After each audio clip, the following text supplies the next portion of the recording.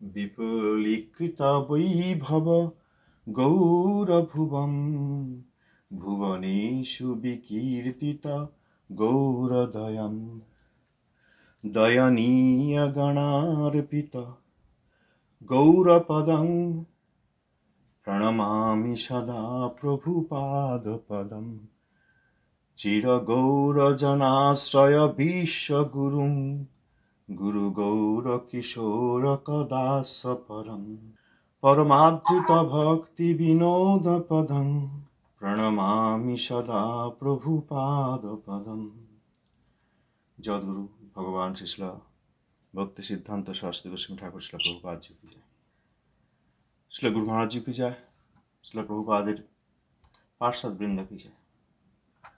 भजनानंदी समागत भक्तवृंद की जय। श्री श्रील सच्चिदानंद भक्त ठाकुर महाशय श्री श्री हरिनाम चिंतामणि चतुर्थ परिच्छेद नामापराध साधु निंदा। गृहत्यागी साधु लक्षण।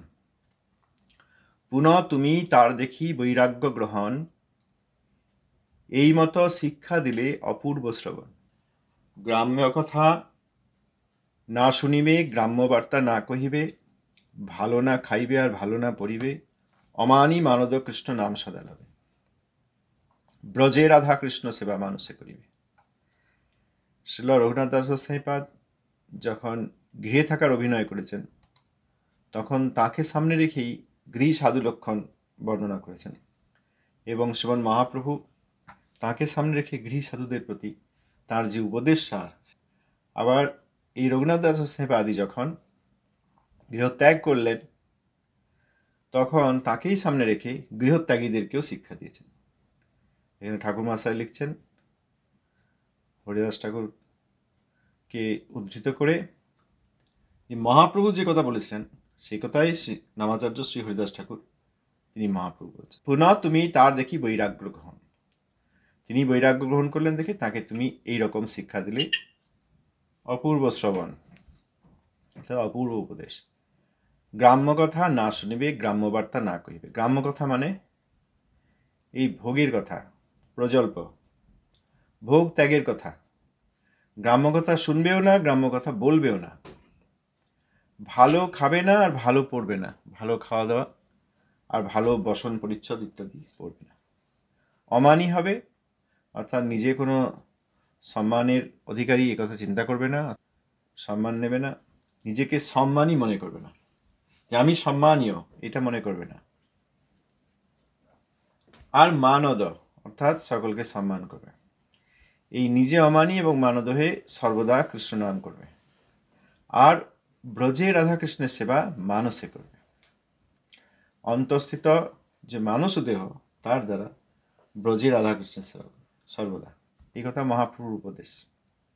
এখানে পূর্বে মহাবৈষ্ণবদের কাছ থেকে শুনেছি যে গ্রাম্য কথা শুনলে নিজের ক্ষতি হয়, জগতের ভোগ ত্যাগের কথা শুনলে নিজের ক্ষতি হয়, আর গ্রাম্য কথা বললে অপর সকলের ক্ষতি করা হয়, যাদেরকে বলা হচ্ছে তাদেরকে ক্ষতি করা হয়। আর ভালো খেলে, ভালো খাওয়া দাওয়া করলে নিজের ক্ষতি হয়, জিহ্বাবেগ, তারপর উদরবেগ, তারপর উপস্থবেগ। ভালো খেলে নিজের ক্ষতি হয়, আর ভালো পরিধান করলে অপরের ক্ষতি হয়। ভালো ভালো পোশাক আদি পরলে আর সকলে সেই পোশাক দেখে আকৃষ্ট হবে, মায়ার দ্বারা প্রভাবিত হবে। অতএব ভালো পোশাক পরলে অপরের ক্ষতি হয়। অমানি নিজে কোনো সম্মানের অধিকারী নই এবং আর সকলকে কৃষ্ণদাস বলে সম্মান। এইভাবে সর্বদা কৃষ্ণ নাম গ্রহণ করবে আর রাধাকৃষ্ণের সেবা মানুষে করবে। সহজিয়ারা যে নিজেরাই এই শরীরকেই রাধাকৃষ্ণের পার্শ্বদ সাজিয়ে দেন, এই শরীরকেও কেউ পুরুষ শরীরকেও কেউ স্ত্রী শরীর সাজিয়ে দিয়ে শাড়ি পরে, হাতে শাখা আদি পরে, কপালে সিঁদুর নিয়ে তারা এই পুরুষ শরীরকেই স্ত্রী সাজিয়ে দেন, সে কথা বলেন নাই মহাপ্রভু। রাধাকৃষ্ণের যে সেবা সেটা ব্রজে হবে, ব্রজে রাধাকৃষ্ণের সেবা এবং তা মানসে করবে, অর্থাৎ অন্তঃস্থিত মানস থেকে। এরপর গৃহী ও গৃহত্যাগীর উভয়েরই স্বরূপ লক্ষণ এক। যদি কেউ গৃহস্থাশ্রমে থাকেন বা যদি কেউ গৃহত্যাগ করে থাকেন, দুইজনেরই যে সাধুত্ব নির্ণয় করতে হবে তাতে স্বরূপ লক্ষণটা একই হবে। স্বরূপ লক্ষণ এক, সর্বত্র সমান, আশ্রমাদি ভেদে পৃথক, তটস্থ বিধান। স্বরূপ লক্ষণ অর্থাৎ কৃষ্ণৈক স্মরণ, সেইটা সব জায়গাতেই সমান। যিনি গৃহে আছেন তিনিও কৃষ্ণৈক স্মরণ, যে পরিমাণ তাঁর কৃষ্ণৈক স্মরণতা তিনি সেই পরিমাণ সাধু।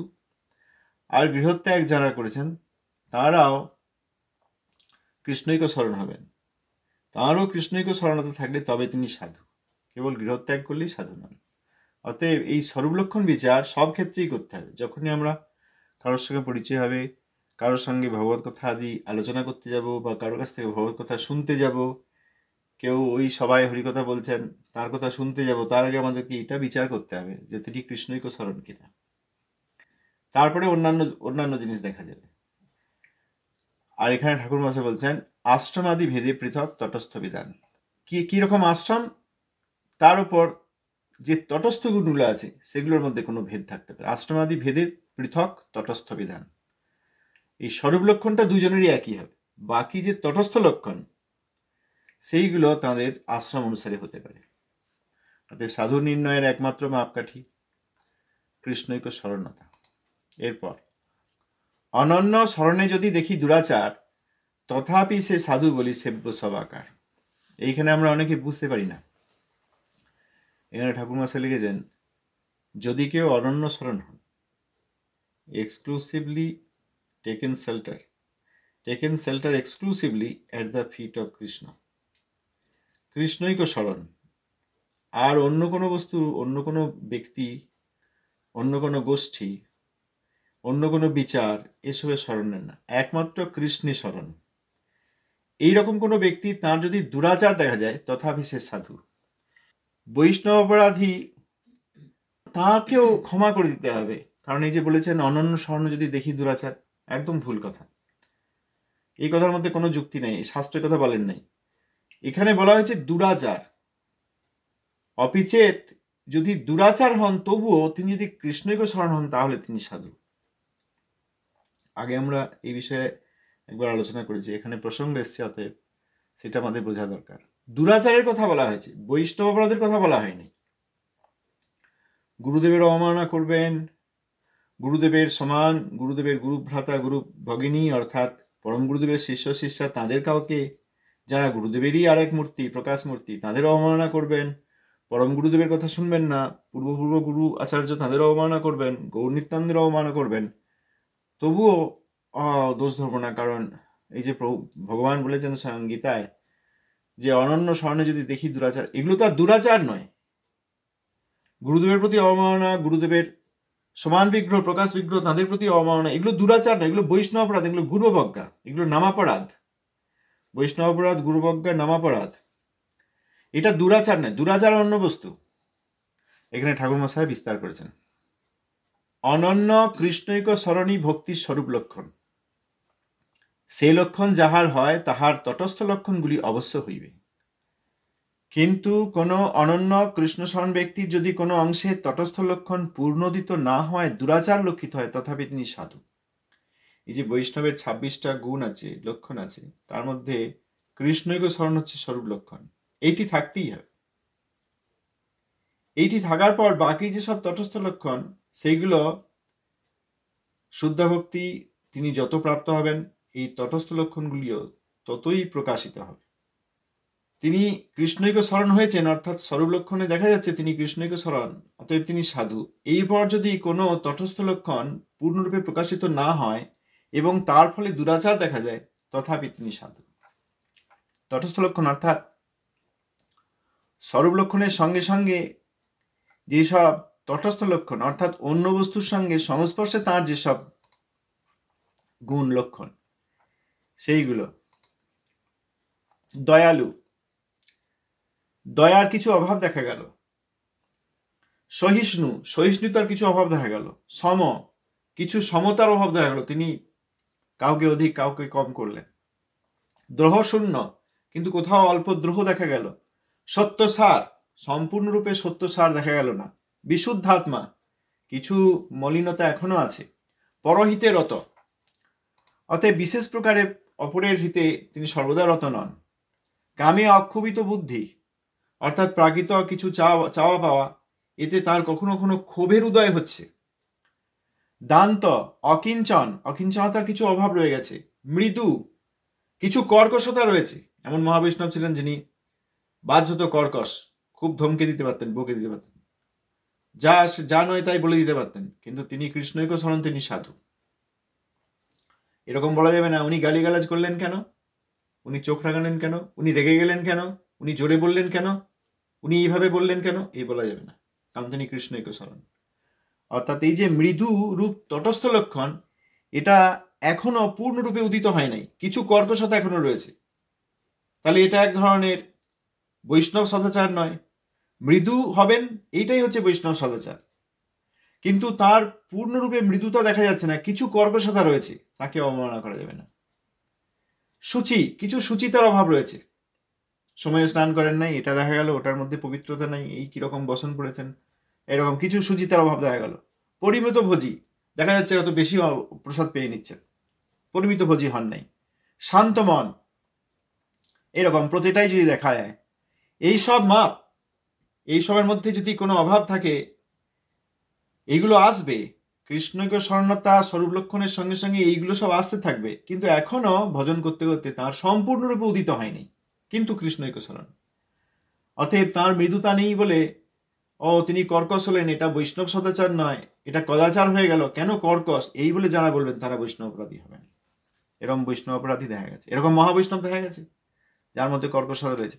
তটস্থ লক্ষণে যদি কোথাও কিছু অভাব থাকেও, বা এই জাগতিক দুরাচার, এই ঠাকুর মহাশয় অন্যত্র ব্যাখ্যা করেছেন, স্মৃতিশাস্ত্রোক্ত যেসব সদাচার আছে সেই সব থেকে ডিভিয়েশন, কিছু বিচ্যুতি, সেই সব যদি দুরাচারও দেখা যায়, তথাপি তিনি সাধু। এইটা আমাদেরকে বুঝতে হবে। একজন এই করে তো ছেড়েই দিলেন। আমি যখন আমরা আলোচনা করছিলাম, তারপর যখন ব্যাখ্যা করলাম, দেখুন এই হচ্ছে বৈষ্ণব অপরাধ, প্রথমে তিনি মেনে নিলেন, তারপরে এসে অনেক যুক্তিতর্ক, অনেক কিছু করলেন। সেখানে বললেন যে হয়তো ওনাকে এরকম প্রতিকূলতার একটা রোল দিয়েছেন ভগবান, অতএব এনাকেও মানতে হবে। যারা হয়েছেন, যারা হবেন ভবিষ্যতে, তাদেরকেও যখন সম্মান করতে বলা আছে, তখন এনাকেও সম্মান করতে হবে। তিনি বৈষ্ণব অপরাধ ধরতেই পারলেন না, গুরুবজ্ঞা ধরতেই পারলেন না, ধরলেনই না। এই বৈষ্ণব অপরাধ, গুরুবজ্ঞা, এগুলো দুরাচার নয়, এগুলো বৈষ্ণব বিদ্বেষ। বৈষ্ণব বিদ্বেষ আর দুরাচারের মধ্যে পার্থক্য আছে। কেউ স্নান করলেন না, বৈষ্ণব সদাচার বলে দেখা গেল না, এইরকম দুরাচার।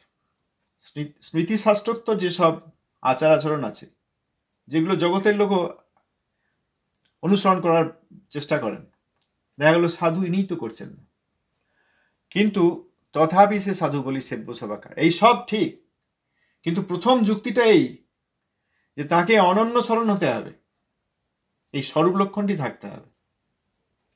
এই তো শ্রীকৃষ্ণ বাক্য গীতা ভাগবতে, ইহাকে পুজিব যত্নে সদা সর্বমতে। ইহাতে আছে তো এক নিগুড় সিদ্ধান্ত, কৃপা করি জানায় তাই পাই অন্ত। এরপর এই দুরাচার এবং বৈষ্ণব অপরাধ কিভাবে হতে পারে, দুরাচার বা কোনো কারণে বৈষ্ণব অপরাধ কিভাবে হতে পারে এবং সেখান থেকে কিভাবে সাবধান থাকা যায়, সেই কথা ঠাকুর মশাই লিখছেন। শ্রী শ্রীল রামাচার্য হরিদাস ঠাকুরকে উদ্ধৃত করে। আমি একটা প্রশ্ন করি, তাহলে কোনো বৈষ্ণব অপরাধী, গুরুবজ্ঞাকারী, প্রভুপাদ বা তাঁর চরণে বা তাঁর পার্শ্বদের চরণে অপরাধকারী, তাকেও কি সাধু আপনারা কেউ বলবেন? না, অপরাধ করা যাবে না, বলবেন কেউ? খুব ভালো, ধন্যবাদ, খুব ভালো।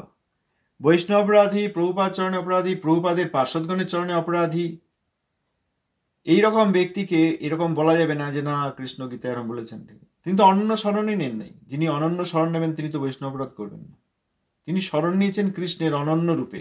তিনি আর দেবদেবীর কাছে যান না, তিনি আর এই রাজনীতিবিদদের কাছে যান না, তিনি জাগতিক বিচারালয়ে যান না, তিনি সেক্রেটারির কাছে যান না, রাজার কাছে যান না, তিনি পুলিশের কাছেও যান না, তিনি কেবল কৃষ্ণৈক শরণ। এইরকম ব্যক্তি, তার যদি এই জাগতিক কোনো দুরাচার দেখা যায়, সেইগুলো নিয়ে দেখলে হবে, কিন্তু বৈষ্ণব অপরাধীর কথা বলা হয় নাই। এখানে বলছেন পূর্বপাপের গন্ধাবশেষ ও পূর্বপাপ লক্ষ্য করিয়া যিনি কৃষ্ণৈক শরণ সাধুর নিন্দা করেন, তিনি নামাপরাধী। কৃষ্ণ নামে রুচি যাবে হইবে উদয়, এক নামে পূর্বপাপ হইবে ক্ষয়। পূর্বপাপ গন্ধ তবু থাকে কিছুদিন, নামের প্রভাবে ক্রমে হয়ে পড়ে ক্ষীণ। শীঘ্র সেই পাপ গন্ধ বিদূরিত হয়, পরম ধর্মাত্মা বলি হয় পরিচয়। যে কয়েক দিন সেই গন্ধ নাই যায়, সাধারণ জনচক্ষে পাপ বলি ভাই। সে পাপ দেখিয়া যেই সাধু নিন্দা করে, পূর্ব পাপ লক্ষ্মী পুনঃ অবজ্ঞা আচরে। সেই তো পাষণ্ডী বৈষ্ণবের নিন্দা দোষে, নাম অপরাধে মজি পড়ে কৃষ্ণ রসে। আজ বেশি সময় নেই, এইটা ব্যাখ্যা করার দরকার আছে। আমাদের এখানে ঠাকুরমশাই বিস্তারে বলেছেন 7 নম্বর, নামে রুচি হইলে পূর্ব পাপ তো থাকে না, কাহারও কাহারও পূর্ব পাপ গন্ধ থাকিতে পারে, তাহাও স্বল্পদিনে ক্ষয় হয়। আরেকটি বিস্তারে বলেছেন, নষ্টপ্রায় পাপগন্ধ ও শরণাগতি গ্রহণের পূর্বে যে পাপ কৃত হইয়াছিল, তাহা ধরিয়া বৈষ্ণব নিন্দা করিলে মহাপরাধ। কেউ কিছু বলবেন? এখানে পাপের কথা বলা হয়েছে, আমরা এই বিষয় নিয়ে আলোচনা করতে থাকবো। এখানে পূর্ব পাপের কথা বলা হয়েছে। পূর্ব পাপ, তাহলে 4 প্রকারে বৈষ্ণব নিন্দা হয়। কেউ বলতে পারবেন 4 প্রকার বৈষ্ণব নিন্দা কি কি? 4 প্রকার বৈষ্ণব নিন্দা। 1 নম্বর হচ্ছে মিথ্যা দোষারোপ, অর্থাৎ যে দোষ তার নেই সেই দোষের আরোপ করছেন। করেননি, এই কাজ করেননি, কিন্তু সেইটা একটা মিথ্যা আরোপ বলে। আরোপ মানে যেটা নেই সেটা করা হচ্ছে, সেইটা আরোপ করা হচ্ছে, মিথ্যা দোষারোপ। তার এই দোষ নেই, তিনি করেছেন। আমার গুরু মহারাজের উপর এরকম অনেক মিথ্যা দোষারোপের গল্প এখনো প্রচলিত আছে, সেইগুলো এখনো ভেঙে দিতে পারিনি, বড় দুঃখ লাগে। কেউ ভাঙছেন না, এতে আরো দুঃখ লাগে। যারা মিথ্যা দোষারোপ করছেন তাদেরকে সব পড়ছেন, মোটা টাকা প্রণামী দিচ্ছেন, তাদের আনুগত্যে সব পরিক্রমা কীর্তন করছেন, তারা মূল গায়ক হচ্ছে, আর এইখানে গিয়ে দোয়ার করছে, বড় দুঃখ লাগে। বলবে না আপনার গুরু মহারাজ করেন, তা আমরা কি করব? এরকম তো বলা যাবে না। তিনি মহাবৈষ্ণব, প্রভুপাদের গণ, প্রভুপাদের গণ হিসেবেও আপনাদেরকে দেখতে হবে। প্রভুপাদের এরকম একজন গণ, স্নিগ্ধ শিষ্য, তার প্রতি মিথ্যা দোষারোপ, সেই সব গল্প প্রচলিত আছে। সাক্ষাৎ থেকেও বলেন না, ওই চুপি চুপি হাওয়ায় প্রচলিত আছে। কি কি প্রচলিত আছে আমি জানি, এবং সেই সব মিথ্যা দোষগুলো কিভাবে খণ্ডন করতে হয় তাও জানি, করতে থাকবো। মিথ্যা দোষারোপ, যে কোনো বৈষ্ণব তার এই দোষ নেই কিন্তু আরোপ করা হয়, সেইটা মিথ্যা দোষারোপ। এটা করলে বৈষ্ণব নিন্দা অবশ্যই, কারণ তার দোষ নেই, করা হবে। দ্বিতীয় হচ্ছে যে পূর্ব পাপ, আগে করেছেন এখন আর করেন না। তৃতীয় হচ্ছে নষ্টপ্রায় দোষ, আগে এই সব দোষ ছিল, এখন বদনের সঙ্গে সঙ্গে সেই দোষ ক্ষীণ হয়ে এসছে। কখনো কখনো কাফি কাবার, কখনো কখনো সেই দোষ কিছু উদিত হয়। আর কদাচিতিক দোষ, আগে এরকম দোষ ছিল না, অতএব নষ্টপ্রায় দোষ নয়, যে পূর্ব পাপ তার একটা রেস রয়ে গেছে, প্রভাব রয়ে গেছে, তা নয়। কখনো করেননি বা কখনো করেন না, হঠাৎ এরকম একটা দোষ করে ফেললেন, কদাচিতিক দোষ। এই 4 দোষে তাঁর দোষ ধরলে অপরাধ হয়। যখন কৃষ্ণ নামে রুচি হবে, তখন এক নামে পূর্বপাপ ক্ষয় হবে। প্রথমে নামাপরাধ, সেটা ত্যাগ করলে তখন নামাভাস, নামাভাসে পূর্বপাপ ক্ষয় হতে থাকে। আবার বলছেন যে এক নামে চলে যাবে। এই এক নামে মানে শুদ্ধ নাম, হরিনাম নামাভাস হলে পূর্ব পাপ সেসব ক্ষয় হতে থাকে। পূর্ব জন্মে পশু হিংসা হয়েছে, অমিত্যাদি খাওয়া হয়েছে, ইত্যাদি বহু কিছু হয়েছে, সেই সব পাপের ফল সব ক্ষয় হতে থাকে। তারপর যখন সাধুর সঙ্গে সম্বন্ধ, তত্ত্বজ্ঞান এবং সম্বন্ধ জ্ঞান লাভ হবে, সেই সময় এই সম্বন্ধের সঙ্গে যখন তিনি প্রথম শুদ্ধ কৃষ্ণ নাম করবেন, পূর্বভাব একদম চলে যাবে। কিন্তু এইটা হওয়ার জন্য রুচি হওয়া দরকার। কৃষ্ণ নামে রুচি যখন উদিত হবে, তখন এক নামে, অর্থাৎ এক শুদ্ধ নামে পূর্বের সব পাপ একদম ক্ষয় হয়ে যাবে। পূর্বভাব গন্ধ তবু থাকে কিছুদিন, এই শুদ্ধ নাম হলেও কিছু অংশ থেকে যেতে পারে, তাও ওই হরিনাম করতে করতে, শুদ্ধ হরিনাম করতে করতে, নিরন্তর করতে করতে এইগুলোও চলে যাবে। এই জন্য ঠাকুরমশাই এখানে বিস্তার করে বললেন, পূর্বভাবের গন্ধ থাকতে পারে, তাও স্বল্পদিনে ক্ষয়। অতএব সেই পূর্বভাবের গন্ধ নিয়ে বলা যাবে না। কিন্তু এখানে পাপের কথা বলা হচ্ছে, বৈষ্ণব অপরাধ, সাধু নিন্দা, প্রভুপাদের প্রতি অবজ্ঞা, প্রভুপাদের গণের প্রতি অবজ্ঞা, এসবের কথা বলা হয়নি। শীঘ্র সেই পাপগন্ধ দূরীভূত হয় এবং পরম ধর্মাত্মা বলে তার পরিচয় হয়।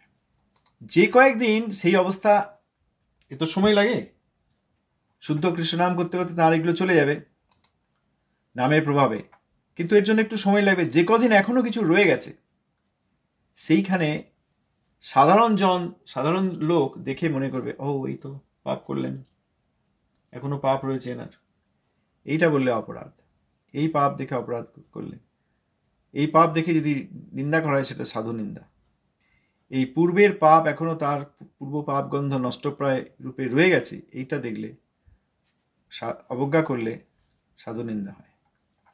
অতএব এই সব ব্যক্তিকে পাষণ্যী বলা হয়েছে। বৈষ্ণবের নিন্দা রূপ তাঁর দোষ রয়েছে বলে তাকে পাষণ্যী বলা হয়েছে। অতএব এইটা তাঁর নামাপরাধ।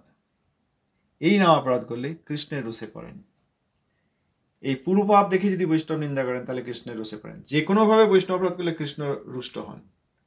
আর বৈষ্ণব অপরাধ আমাদের কাছে আমরা দেখেছি এমন সব লোক যারা মুড়ি মুরকির মতো বৈষ্ণব অপরাধ করে, কিছুই মনে করে না, সর্বনাশের দল। আর সেই সর্বনাশের দলকে সব সাধু মনে করেন। যারা করেন কোনোভাবে তাদের ভজন সম্ভব নয়, সহজ কথা। সেইগুলো যাতে ত্যাগ করা যায় সেই জন্যই আমরা এইসব পড়ছি।